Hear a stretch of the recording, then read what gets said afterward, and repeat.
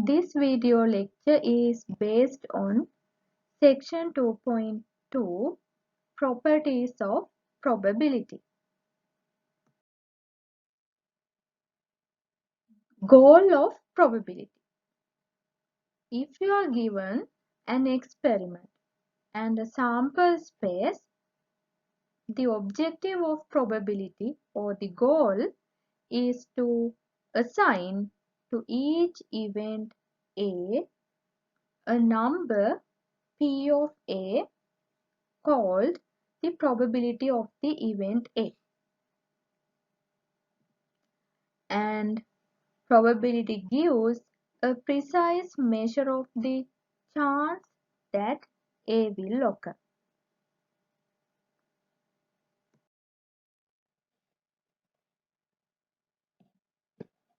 So, probability reflects the proportion of times an event will occur in a very long series of trials.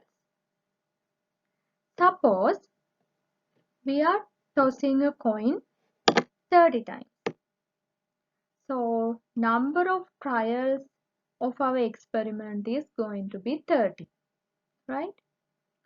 And if we are interested about the event getting a head, then probability of edge or head, probability of head reflects the proportion of getting a head in 30 trials, right?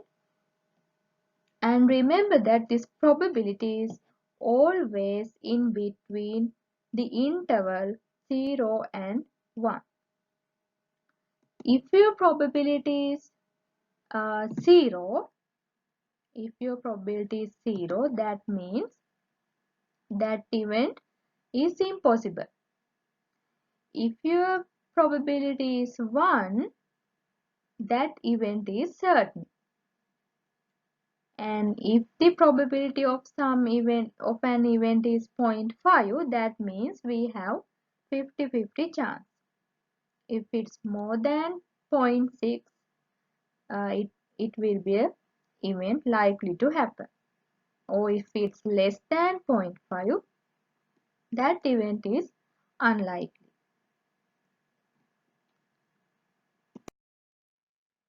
Now look at this figure.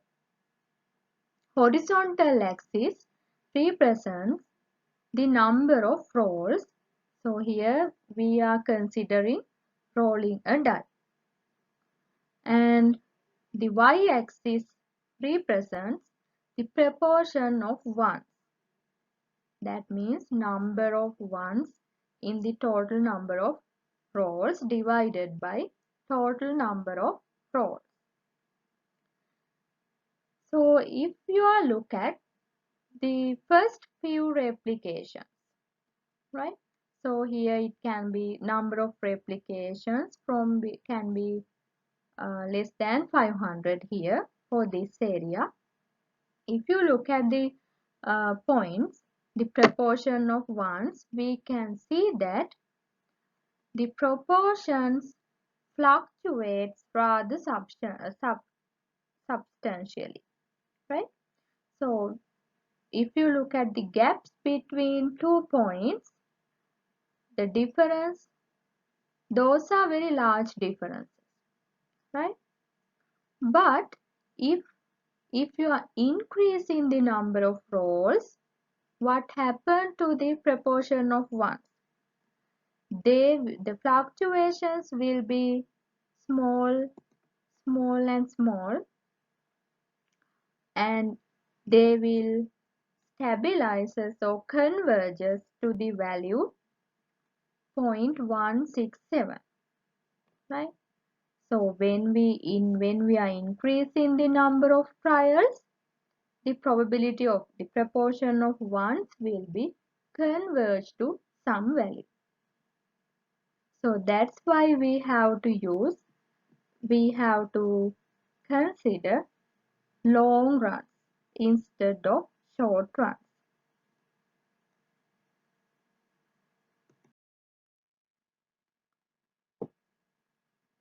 So now we are going to discuss the axioms of probability.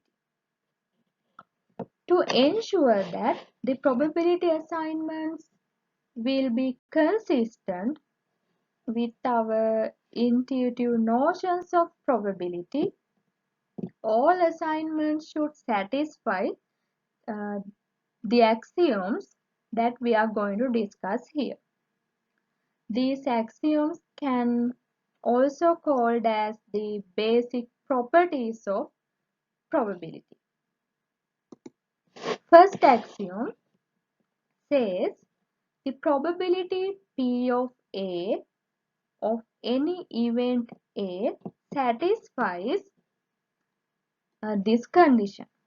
That means the probability of A is greater than 0, greater than or equals 0, and less than or equals to 1. So if you look at this axiom 1 carefully, it reflects the intuitive notion that the chance of A occurring should be non-negative, right?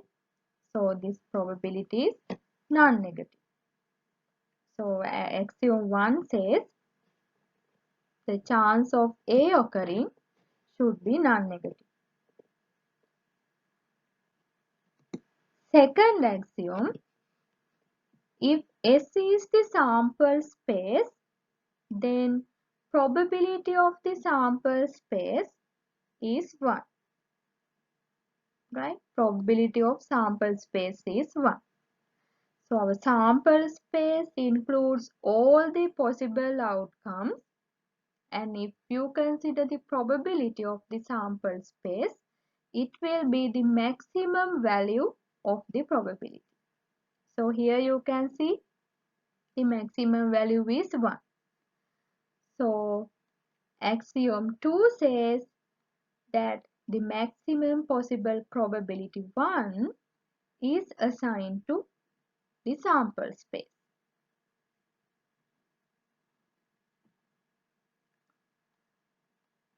Then third axiom, if A1, A2, A3 and so on is an infinite collection of disjoint events. I hope you remember the definition of disjoint events. That means if you consider the intersection of any two events, intersection will be the null event, right? So we have infinite number of events and those are disjoint. Then we have this property.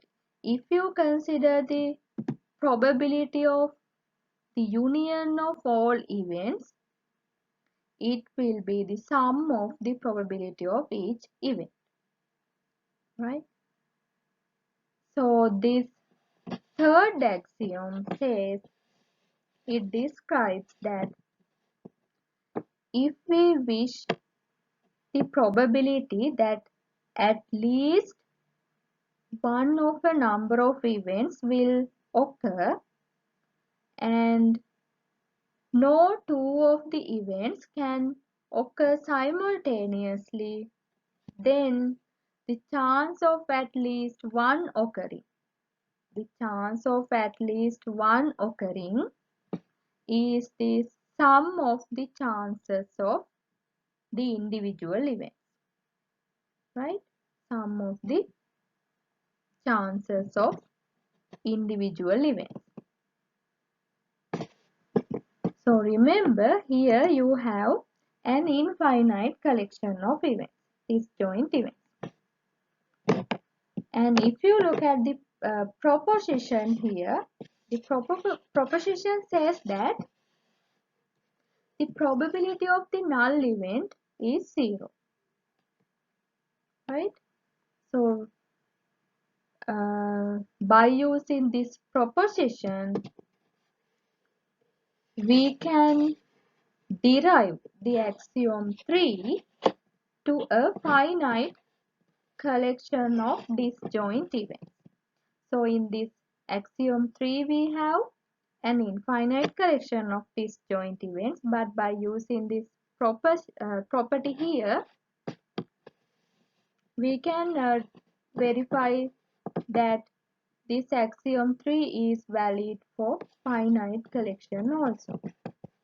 That means if you consider probability of A1 union, A2 union, A3 union up to AK, then it will be equals to the sum of probability of AI's, where I is from 1 to K.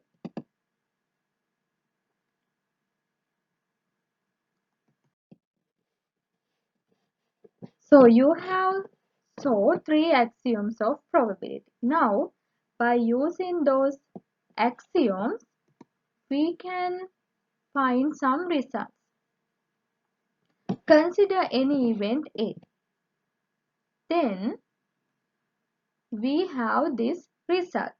If you add the probability of A and the probability of A complement, it will be 1. And this result can be derived from the previous one. So if you take this probability of A to the right hand side, we may get this equation. Probability of A complement is 1 minus probability of A. So this means that if you know the probability of A, then you can find the probability of its complement. On the other hand side, if you know the probability of the complement, then you can find the probability of A, right?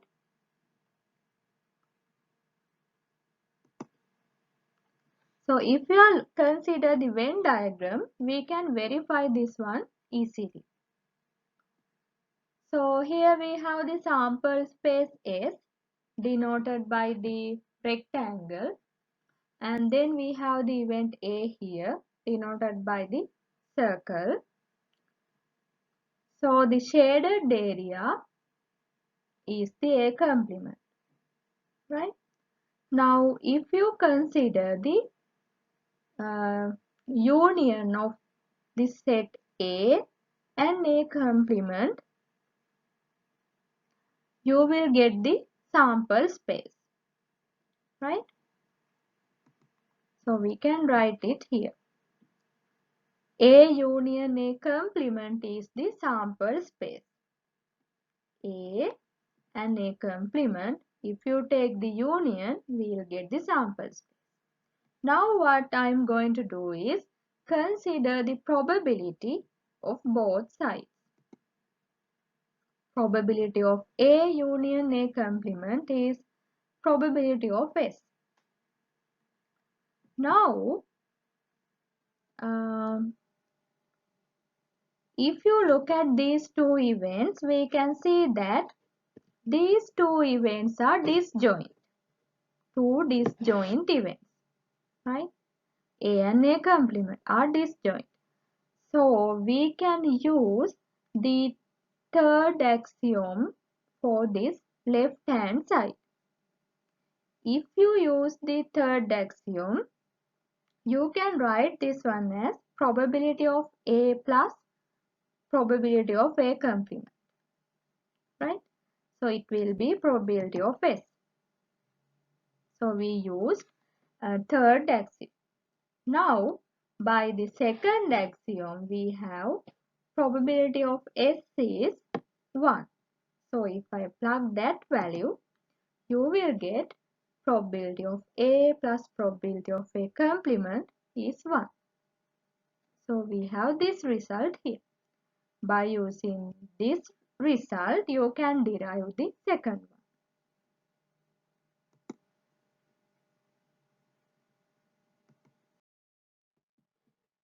one. Another proposition: for any events A and B, the probability of either event occurring is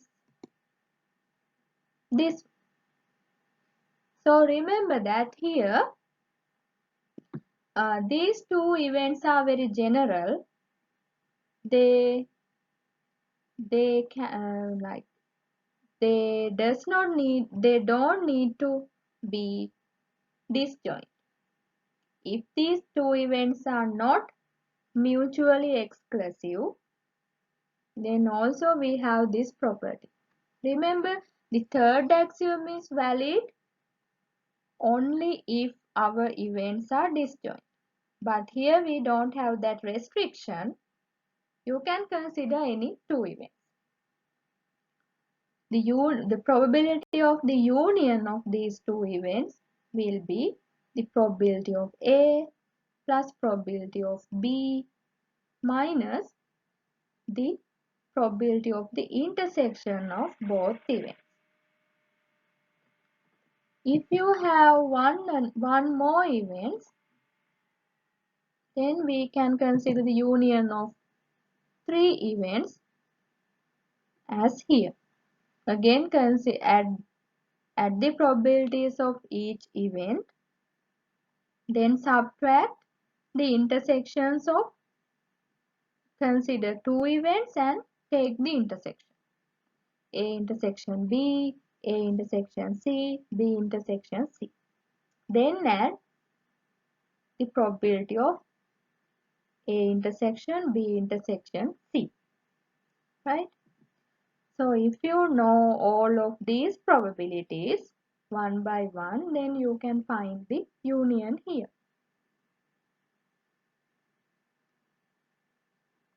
Let's do some examples in our next slides.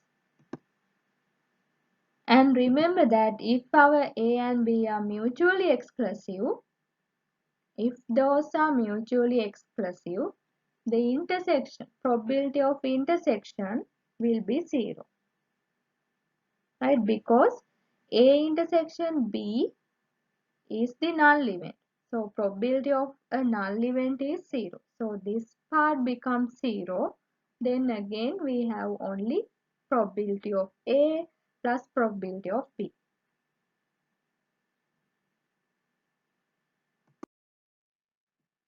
Consider this example 1. A system contains components A and B. It is known A fails 10% of the time and B fails 5% of the time.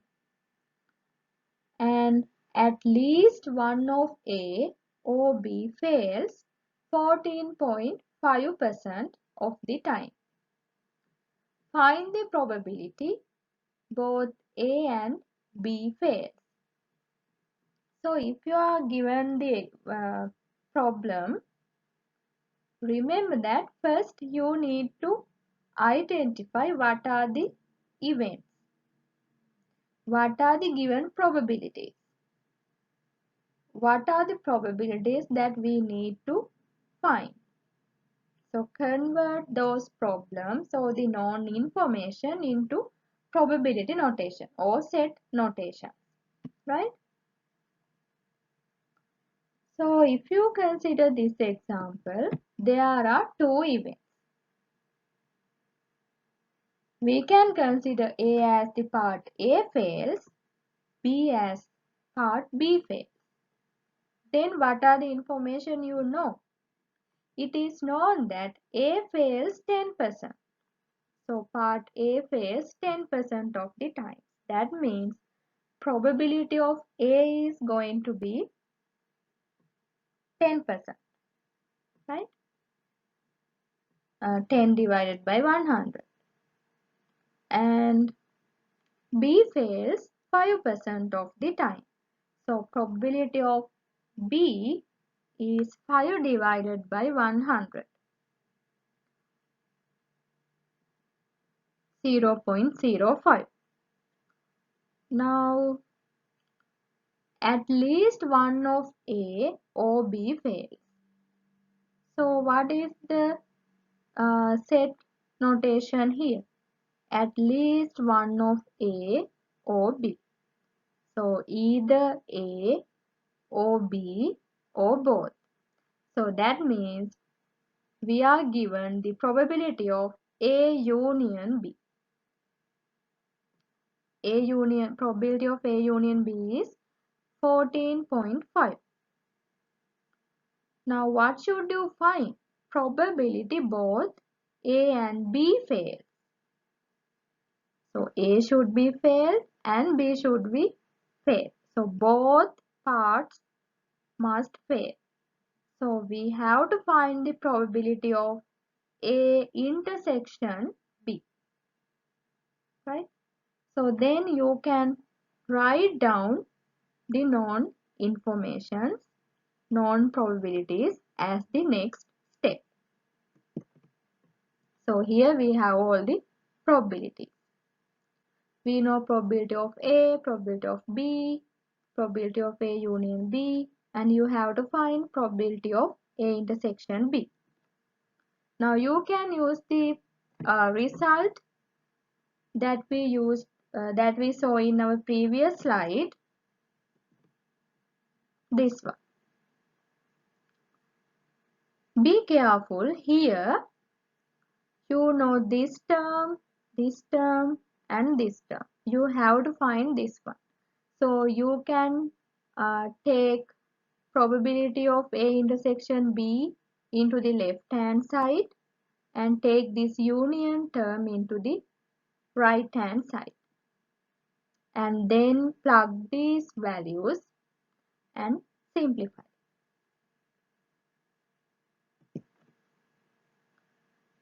Then you will get the probability of A intersection B. Probability both A and B fails as 0.005.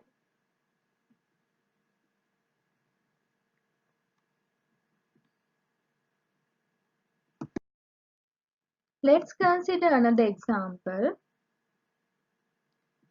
Here you are given probability of A, probability of B, probability of C, probability of A union B, A union C, B union C, and probability of A union B union C.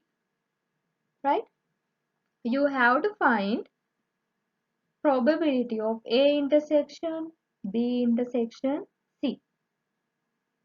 Now here we have three events. So we can use the second result that we saw, this one. This is the original equation that we saw, and remember that in our example this probability is given and you have to find this probability here. And also you don't know the probabilities of A intersection B, A intersection C, and B intersection C. Instead, we know a probability of A union B, probability of A union C, probability of B union C.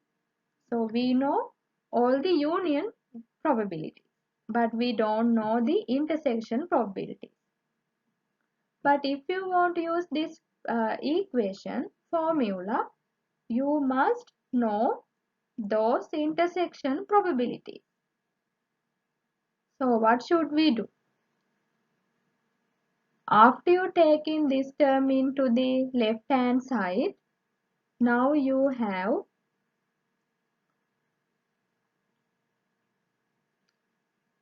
okay.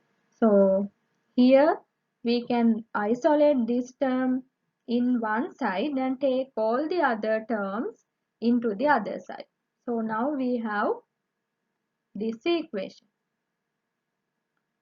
We don't know this one, this term, and this term. So if you want to find A probability of A intersection B, how do you find? Now you need to consider the first result. Probability of A intersection B is probability of A plus probability of B minus probability of A union B. this is not the original version. Remember, at the original version, union is at the left hand side. But you can interchange it, right?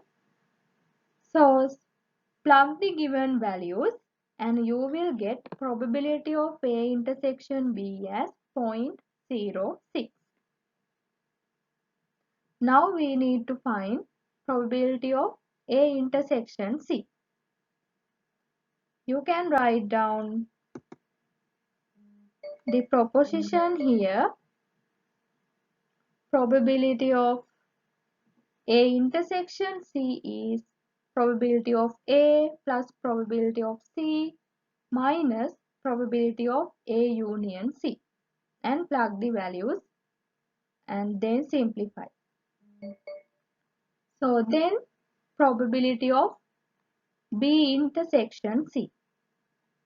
Similarly, you can find the probability of B intersection C. Now what can you do?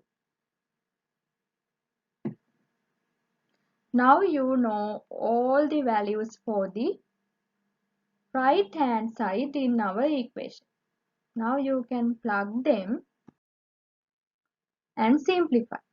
So probability of A intersection B intersection C is going to be 0.01.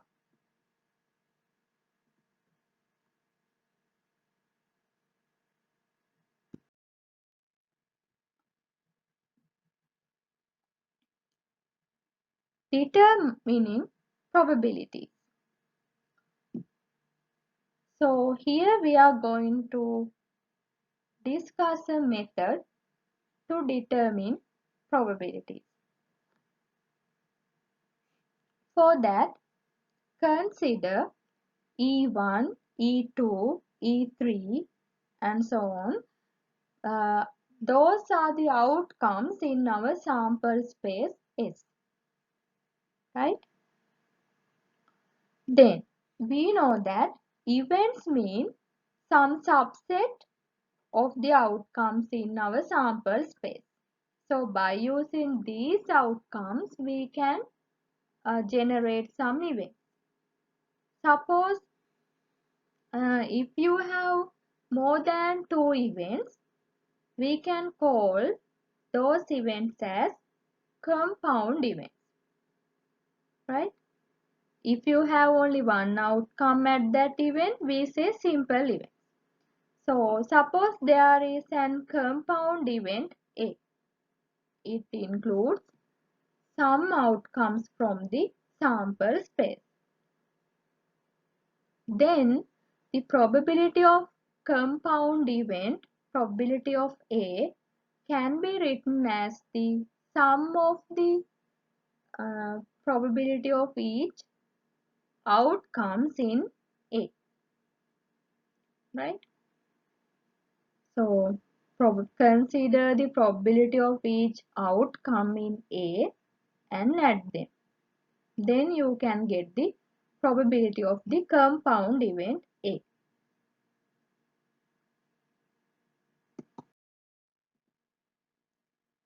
Now another important thing here is equally likely outcomes. So if you consider the outcomes in the sample space, all outcomes have each outcome has an equal chance to occur, right? So let n be the total number of outcomes in our sample space. Then if each element in the sample space has the equal chance to occur, then the probability of any outcome is going to be 1 over n. There are n events and we are going to select one element. So probability of any outcome is 1 over n. This is very important idea, right? Then Suppose the number of outcomes in event A. So event A contains subset of our sample space. So let's suppose the number of outcomes in the event A is n of A. N of A, right? Total number of outcomes in the sample space is n. Then probability of event A is defined as the number of outcomes in event A divided by number of outcomes in sample space. Number of outcomes in A divided by number of all possible outcomes. Right? So this is the basic definition for probability. N of A divided by N. Let's do few examples next.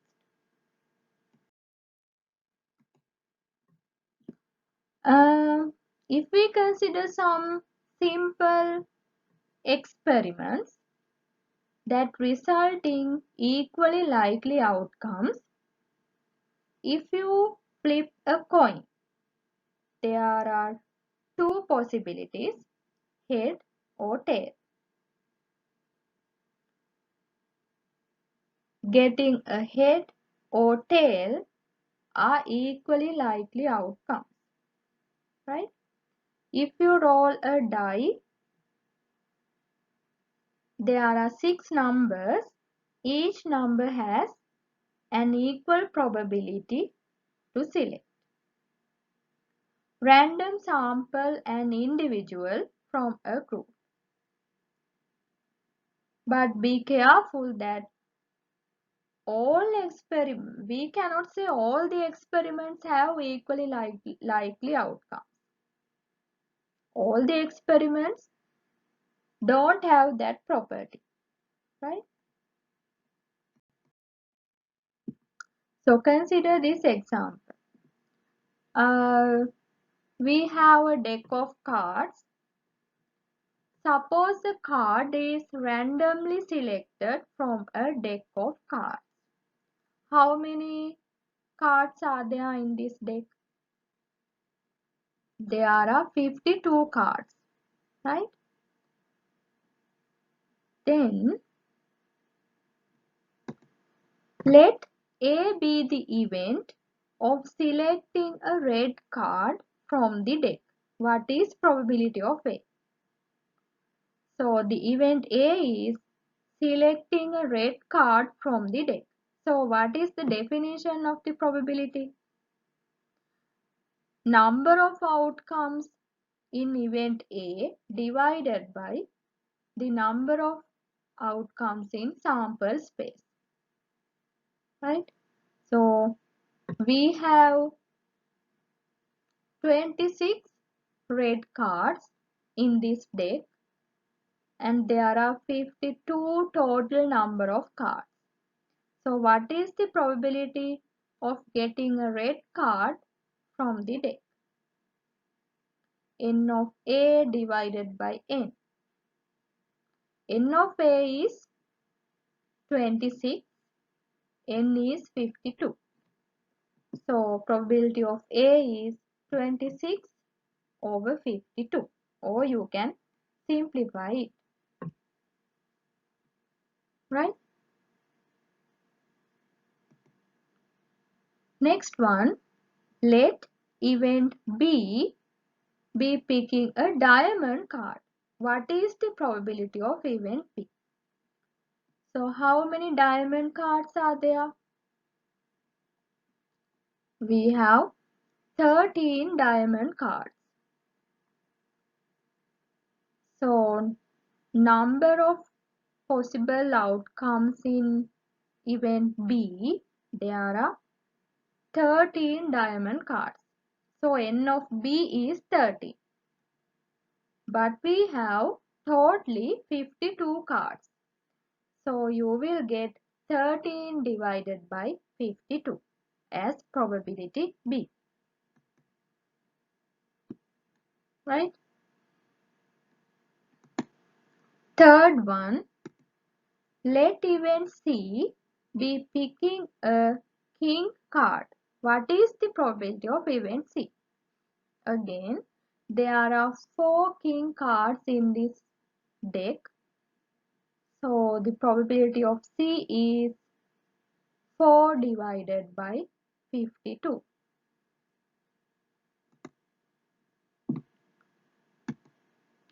D. Let event D be picking a 10. What is the probability of event D? What is the probability? We have 4 tens in this pack, right? So again, probability of D is going to be 4 divided by 52. There are 4 10 cards. So probability of D is 4 divided by 52. Right? So remember, the basic definition is probability of A is the number of occurrence in probability A divided by total number of occurrences. Let's consider another example. 2 fair 6-sided dice are rolled. What is the probability of observing a double? So here, what is the event? Observing a double.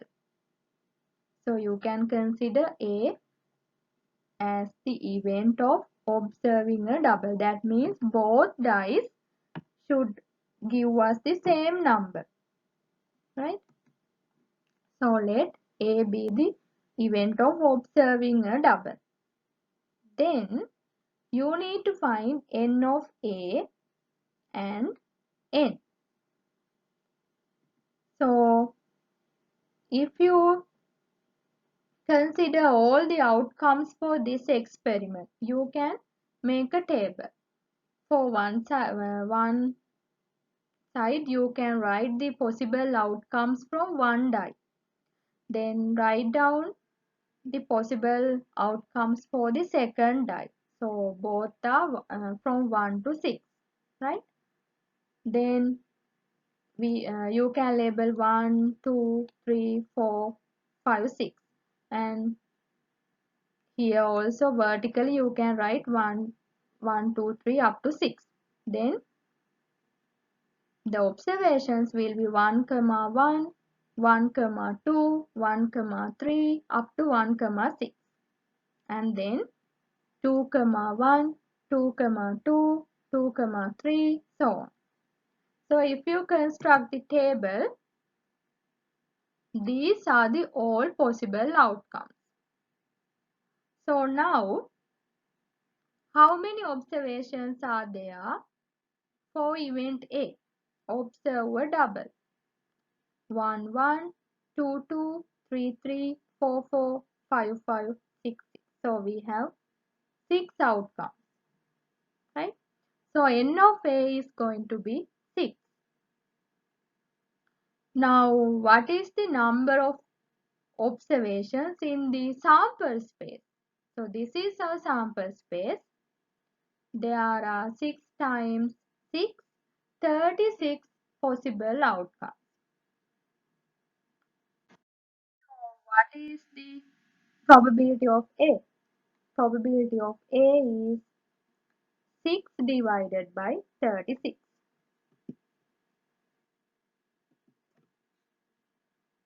or 1 over 6, right?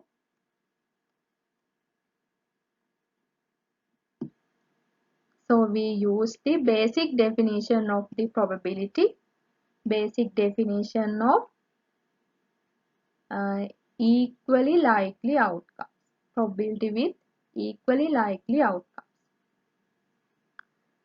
So as a summary, in this video lecture we discussed about how to interpret the probability and we learned the three axioms of the probability and some results that can be derived from those axioms,